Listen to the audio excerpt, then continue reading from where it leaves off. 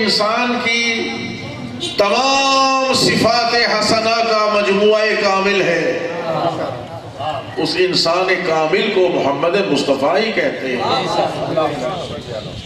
تو چاہے کائنات کا سید و سردار ہو اور چاہے کائنات کا کامل و اکمل ترین انسانی صفات پر فائز سرکار انبیاء محمد مصطفیٰ ہو، بات ایک ہی ہے، خطاب حضور سرور کائنات سے ہے کہ اے سید و سردار، اس قرآن حکیم کی قسم، انک لمن المرسلین، بے شک آپ مرسل اعظم ہیں، آپ مرسل اعظم ہیں، آپ رسول اعظم ہیں، علی صراط المستقیم، اور آپ صراط المستقیم پر ہیں۔ عزیزان محترم، روزانہ آپ سورہ یاسین پڑھتے ہوں گے اور پڑھنی چاہیے، اور ہفتے میں کم از کم ایک دن تو ضرور پڑھنی چاہیے۔ خطاب حضور سے کہ اے سید و سردار، اے مرسل اعظم، آپ مرسل اعظم ہیں۔ اچھا، یہ کہنے کی ضرورت کیوں پڑی؟ کیا خود مرسل اعظم کو پتہ نہیں ہے کہ میں مرسل اعظم ہوں؟ جس کو تاج رسالت پہنایا ہے، کیا اس کو علم نہیں ہے کہ میں اس رسالت سے سرفراز کیا گیا ہوں؟ بات واضح ہو رہی سب کے لیے؟ جس کو نبی بنایا ہے، مرسل اعظم بنایا ہے، سید الانبیاء بنایا ہے، امام الانبیاء بنایا ہے، کیا اس کے علم میں نہیں ہے؟ کہ کہنے کی ضرورت کیوں پڑی؟ کوئی تو وجہ ہوگی نا، کوئی تو ہوگا جو انکار رسالت کر کے حضور کا دل دکھا رہا ہوگا، کوئی تو ہوگا کہ جو سرکار کی رسالت کا انکار کر کے قلب کائنات کا قلب دکھا رہا ہوگا، اور کوئی ایسا بھی ہوگا جو رسالت پر اپنے شک کا اظہار کر کر کے حضور کا دل دکھا رہا ہوگا۔ تسلی کے لیے، جس طرح حضور کی تسلی کے لیے سورہ کوثر اترا، اسی طرح حضور کی تسلی قلب کے لیے سورہ یاسین اترا۔ حبیب، اس قرآن حکیم کی قسم، قسم کون کھا رہا ہے؟ جو حکیم علی الاطلاق ہے، جسے قسم کھانے کی ضرورت نہیں ہے، جس کی ساری دنیا قسمیں کھائے، وہ اپنے حبیب کی تسلی خاطر کے لیے قسم کھا رہا ہے۔ اس قرآن حکیم کی قسم، جو حکمت سے بھرا ہوا قرآن ہے، اس قرآن حکیم کی قسم۔ میں نے عرض کیا کہ سین سے مراد انسان بھی لیا ہے، ہمیں اعتراض نہیں، ہم اعتراض کرتے ہی نہیں،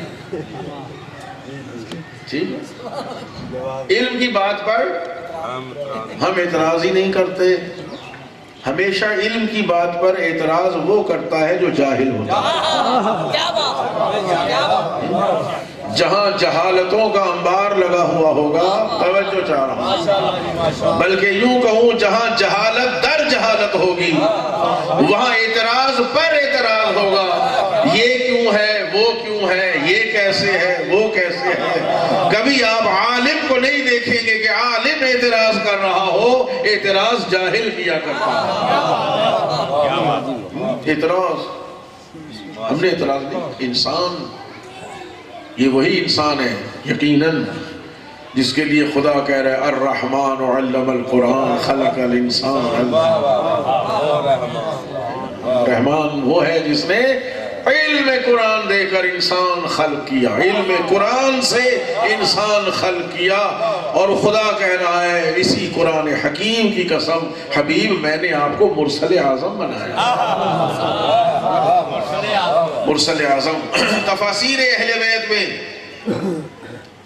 بہت اصرار ہے اس بات پر کہ سین سے مراد پیغمبر خاتم کی ذات، سید و سردار کی ذات۔ یا سین، اے سید و سردار، میں آپ کی توجہ چاہ رہا ہوں بس۔ اور مامون رشید امام رضا علیہ السلام سے پوچھتا ہے کہ آپ کو جو اتنا اصرار ہے کہ سین سے مراد ہمارے نانا ہمارے جد سید و سردار انبیاء محمد مصطفیٰ ہیں، آپ کو اتنا اصرار کیوں ہے؟ آپ جو کہتے ہیں کہ سین سے مراد ہمارے نانا ہیں، ہمارے جد ہیں، سرور انبیاء ہیں، آپ کو اتنا اعتراض کیوں ہے؟ تو امام رضا علیہ السلام فرماتے ہیں کہ سین سے مراد جب محمد مصطفیٰ ہیں تو جہاں قرآن آل یاسین پر سلام بھیجے گا تو اس سے مراد ہم آل محمد ہوں گے۔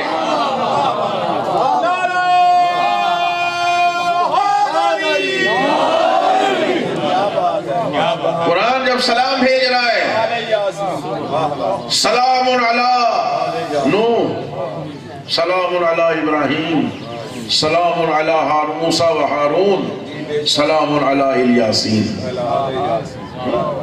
دیکھیے قرآن میں الیاسین ہے، تو عربوں میں مختلف لہجے، مختلف بولنے کا انداز ہے، اور کہیں آل کو ال بولا جاتا ہے، کہیں ام بولا جاتا ہے، کہیں الف لام کو ام بولا جاتا ہے، یہ مختلف لہجے ہیں۔ اور یہ عرض کروں آپ کی خدمت میں کہ قرآن کریم جب منتشر ہوا، لوگوں نے پڑھنا شروع کیا اور مختلف علاقوں میں پھیلا، تو ہر ایک نے اپنے لہجے کے مطابق پڑھنا شروع کر دیا۔ تو وہاں پھر یہ ہوا کہ بھئی یہ قرآن مختلف لہجوں میں پڑھا جا رہا ہے، لہذا اس کو ایک قرات پر جمع کیا جائے، ایک قرات پر یہ قرآن آ جائے۔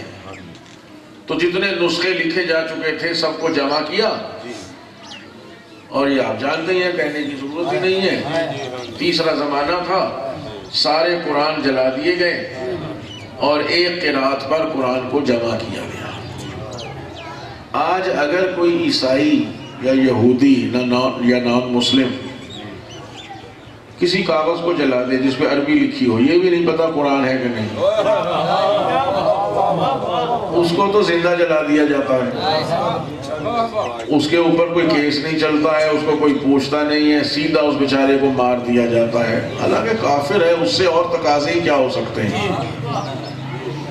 لیکن جو اسلام کا لانے کا اور مسلمان ہونے کا اور پتہ نہیں کیا کچھ بن جانے کا دعویٰ کریں، اور وہ ایک دو نہیں قرآنوں کے قرآن جلا دیں، ان پر آج تک کسی نے کوئی کیس نہیں بنایا۔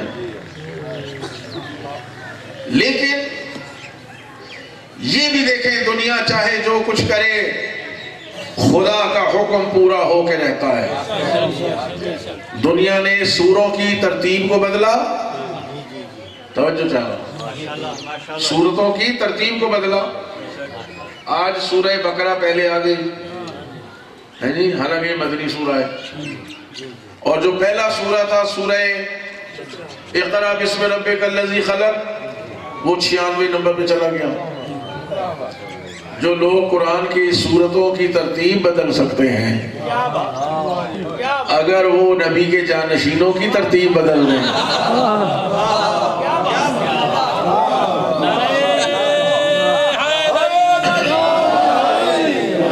ترتیب کو بدلا، کوئی تو وجہ تھی نا، لیکن اللہ نے اپنی قدرت کو دکھایا۔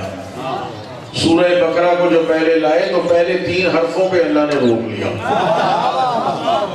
3 حرف، توجہ جا رہا ہوں، 3 حرف، یہ 3 حرف ہوتے بڑے خطرناک ہیں، وہی اللہ نے روک لیا۔ یہی بتا دو الف لام میم کا کیا مطلب ہے؟ اس وقت جب میرا نبی کہہ رہا تھا کہ میں قرآن کے ساتھ اہل بیت چھوڑ رہا ہوں، تو تم نے کہا قرآن کافی ہے، اگر قرآن کافی ہے تو بتاؤ الف لام میم کا کیا مطلب ہے؟ صلوات بھیج دیں محمد۔